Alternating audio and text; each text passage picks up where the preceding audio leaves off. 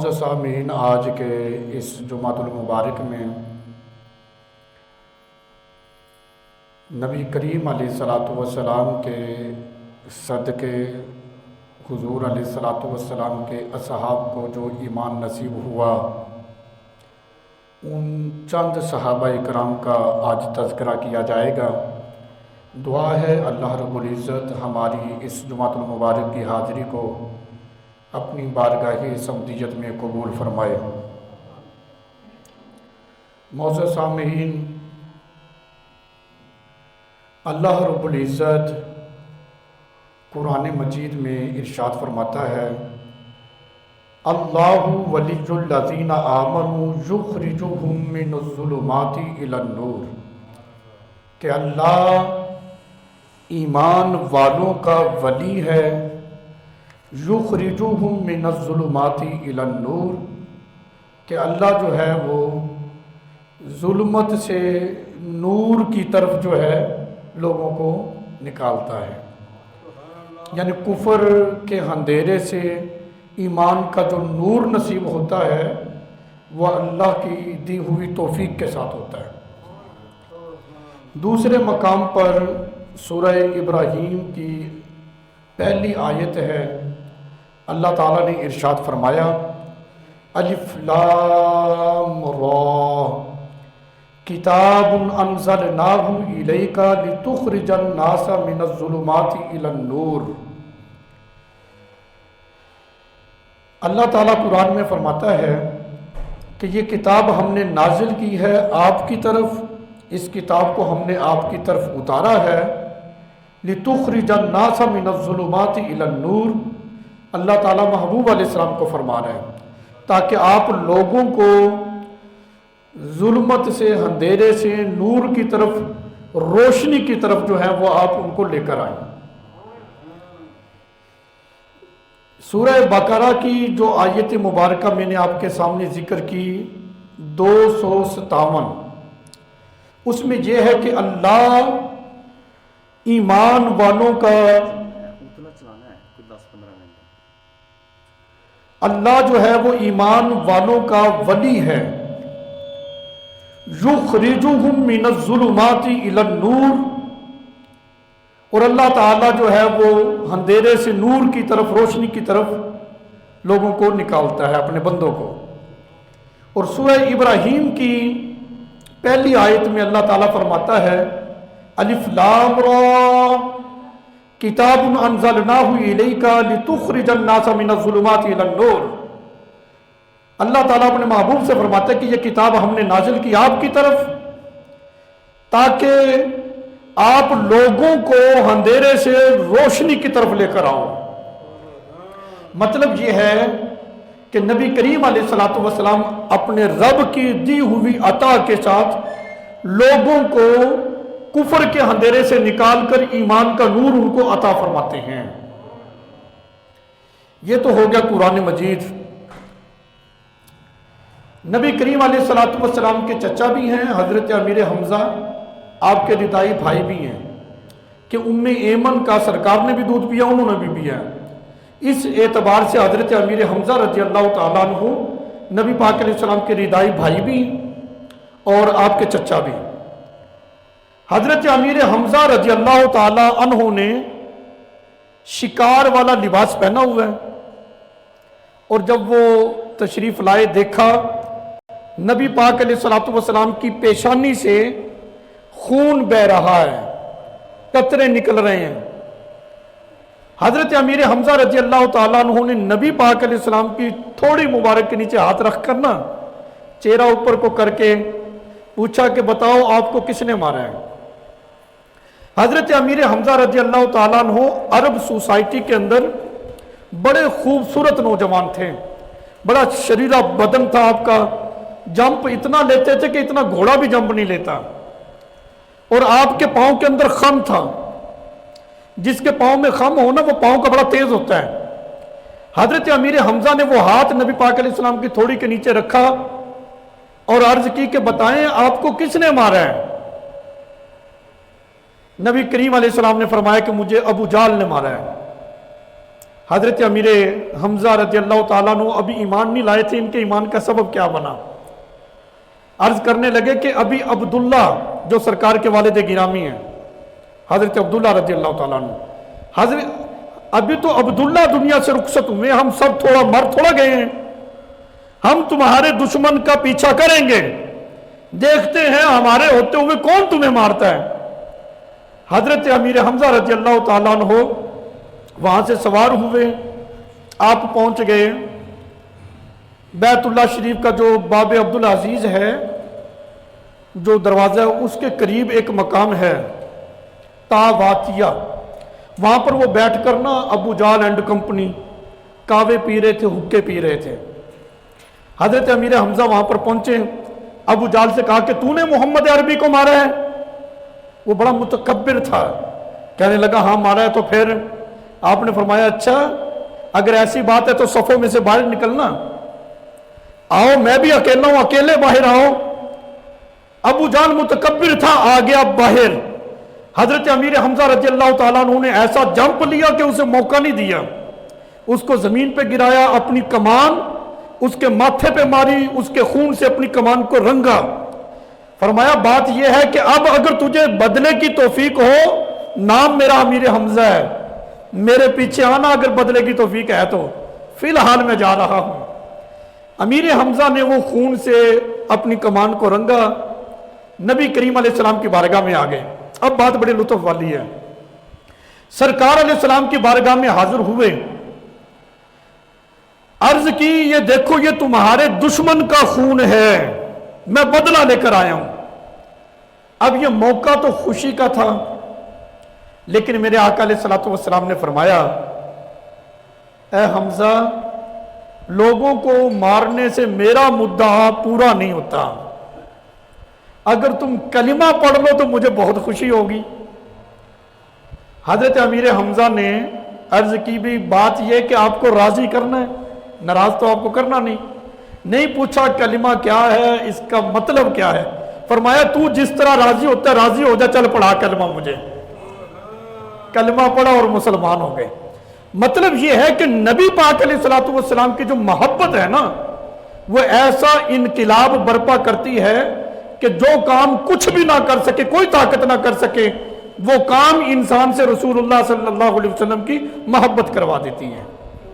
یہ محبت تو ہے کہ ہم نے تو رسول اللہ صلی اللہ علیہ وسلم کو دیکھا بھی نہیں، لیکن کچھ شاگ جو ہیں بن دیکھے سرکار کے نام پہ بھی اپنی جانیں قربان کر رہے ہیں۔ محبت جو ہوتی ہے یہ انسان سے بڑے بڑے کام کرواتی ہے۔ ابو داؤد شریف اس کا جو ادب والا چیپٹر ہے، کتاب الادب، اس کے اندر یہ روایت ہے، حضرت انس رضی اللہ تعالی عنہ تقریباً 10 سال نبی پاک علیہ السلام کی خدمت کی ہے، حضور علیہ السلام کی خدمت میں رہے۔ خدمت کا صلہ پتہ کیا ملا؟ اچھا حدیث پاک میں تو یہ کہ انہوں نے 10 سال خدمت کی، کہتے ہیں مجھے سرکار علیہ السلام نے کبھی کچھ کہا ہی نہیں۔ اب بات جو اگلی میں کرنے لگا ہوں کہ انہوں نے خدمت کی تو اللہ تعالیٰ نے خدمت کا صلہ پتہ کیا دیا؟ یہ سرکار کی خدمت کی ہے۔ حضرت انس رضی اللہ تعالیٰ عنہ کو اللہ تعالیٰ نے 100 بیٹے عطا فرمائے تھے۔ ایک روایت میں 100 بیٹے، ایک روایت میں 118 بیٹے، ایک میں تقریباً 90 بیٹے، یعنی زیادہ جو قوی روایت ہے وہ 100 والی ہے۔ اس لیے میں نے یہی ذکر کر دی ہے کہ 100 بیٹے اللہ تعالیٰ نے حضرت انس رضی اللہ تعالیٰ عنہ کو عطا فرمائے۔ یہ سرکار علیہ السلام کی محبت کا صلہ ہی تھا۔ میں کہتا ہوں اگر دنیا چاہتے ہو، آخرت چاہتے ہو، اپنی قبر کی بھلائی چاہتے ہو، حضور علیہ السلام سے محبت کر لو۔ کریم آقا علیہ السلام کی محبت ایک ایسی چیز ہے جو انسان کو دنیا بھی دے دیتی ہے اور آخرت کی منازل بھی اس محبت سے آسان ہو جاتی ہیں۔ اللہ اکبر۔ حضرت انس رضی اللہ تعالیٰ عنہ نے نبی پاک علیہ السلام کی خدمت میں عرض کی، ہمارا باغ ہے وہ صحیح سے پھل نہیں دیتا، آپ آئیں اپنے مبارک قدم رکھیں، دعا کریں، یہ پھل صحیح سے دیا کریں۔ میرے آقا علیہ السلام نے فرمایا آجو چلتے ہیں۔ حضور علیہ السلام باغ میں آئے، چکر لگایا۔ مورخین لکھتے ہیں جو باغ ایک مرتبہ صحیح سے پھل نہیں دیتا تھا، جب سرکار علیہ الصلوۃ والسلام نے چکر لگایا ہے اتنی برکت ہوئی ہے وہ سال میں 2 مرتبہ پھل دیا کرتا تھا۔ اس کا مطلب پتہ کیا ہے؟ جو اللہ کے پیارے ہوتے ہیں نا، اللہ نے ان کے قدموں میں بھی برکت رکھی ہوتی ہے۔ یہ ہمارا کوئی نیا مزاج نہیں ہے، صحابہ اکرام کا یہ مزاج تھا کہ سرکار علیہ السلام سے خدمت کی کہ برکت کے لیے آ جائیں۔ ہم بھی بزرگوں سے یہی کہتے ہیں نا، برکت کے لیے آپ ہمارے گھر میں تشریف لائیں تاکہ ان کے مبارک قدم ہمارے گھر میں پڑ جائیں تو ان قدموں کی برکت سے اللہ تعالیٰ رحمتوں کی بارش جو ہے وہ ہمارے گھروں پر بھی نازل فرماتے ہیں۔ اللہ اکبر۔ نبی پاک علیہ السلام کے صحابیاں حضرت فضالہ رضی اللہ تعالی عنہ، ان کے ایمان لانے کا واقعہ جو ہے بڑا انوکھا سا ہے۔ یہ فضالہ جو ہے یہ نبی پاک علیہ السلام کو قتل کرنے کے ارادے سے گھر سے نکلا تھا کہ میں حضور علیہ السلام کو معاذ اللہ قتل کروں گا۔ چلتے چلتے جب بیت اللہ شریف کے قریب پہنچا، دیکھا کہ نبی پاک علیہ السلام کعبے کا طواف کر رہے ہیں۔ حضور علیہ السلام نے فضالہ کو دیکھ لیا، فرمایا تم فضالہ ہو؟ کہا جی ہاں جی فضالہ ہی ہوں۔ فرمایا تم اپنے دل میں کیا باتیں کر رہے تھے، کیا سوچ رہے تھے بتاؤ؟ ابھی اس نے کچھ ذکر تو نہیں کیا۔ میرے آقا علیہ السلام نے فرمایا جو تم باتیں کر رہے تھے دل میں سوچ رہے تھے بتاؤ کیا تھا؟ فضالہ مکر گیا، کہنے لگا نہیں جی میں تو بس ایسے ہی آ گیا تھا، میں تو اللہ کا ذکر کر رہا تھا اور اللہ کا ذکر کرتے کرتے میں یہاں آ گیا ہوں۔ میرے آقا علیہ السلام نے فرمایا فضالہ اللہ سے معافی مانگو اپنے گناہوں کی۔ مطلب کیا ہے کہ تم اس سے چھپا رکھے ہو جو دلوں کی باتیں بھی جانتے ہیں۔ بھی تمہارا ارادہ کیا تھا، بات کیا کر رکھے ہو؟ تم اپنے گناہوں کے رب سے معافی مانگو۔ فضالہ کہتے ہیں سرکار نے بڑی شفقت کی، بڑی مہربانی کی۔ حضور علیہ السلام نے اپنا مبارک ہاتھ، فضالہ کہتے ہیں کہ حضور نے میرے سینے پہ رکھ دیا۔ کہتے ہیں سرکار علیہ السلام کا ہاتھ جیسے میرے سینے کے اوپر آیا، کہتے ایسی ٹھنڈک میں نے محسوس کی دنیا کے سارے دکھ ختم ہو گئے۔ یوں تھا کہ دنیا کے سارے بوجھ اتر گئے ہیں اور دنیا کے سارے سکھ کہتے کہ مجھے نصیب ہو گئے ہیں۔ کہتے کہ اتنی مجھے مخصوص وہ کیفیت ملی جب سرکار علیہ السلام نے اپنا مبارک ہاتھ میرے سینے پہ رکھا۔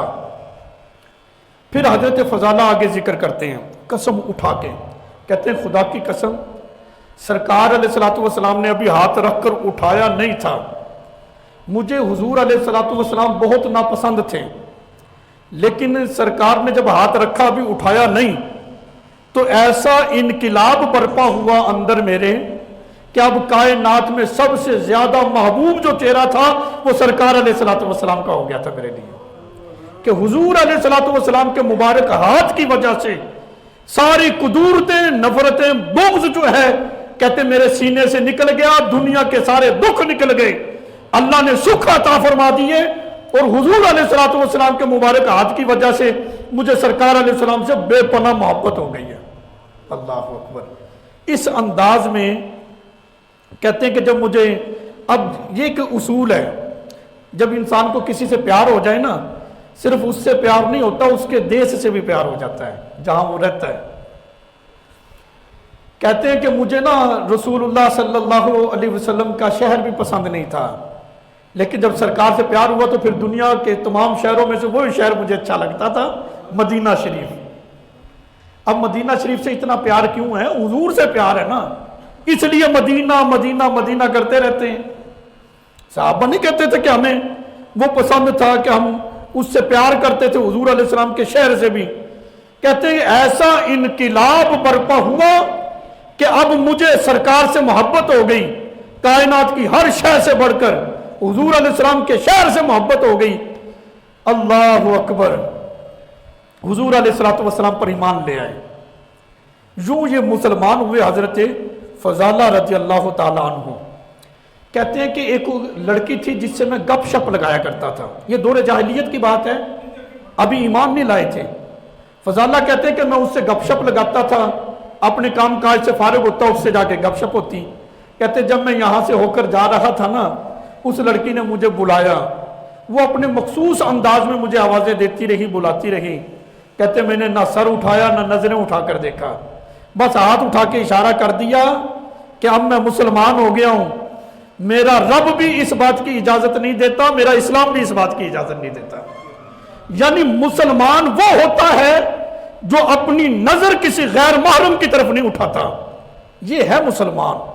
क्योंकि रब इस चीज की इजाजत नहीं देता, हमारा दीन, हमारा इस्लाम भी इस बात की इजाजत नहीं देता है कि वो जब मुसलमान हुए थे तो ऐसे मुसलमान हुए थे कि उन्होंने इस्लामी कवानीन को अपने ऊपर बिल्कुल इस तरह लागू कर लिया था, फिर इसकी खिलाफ वर्जी नहीं किया करते थे।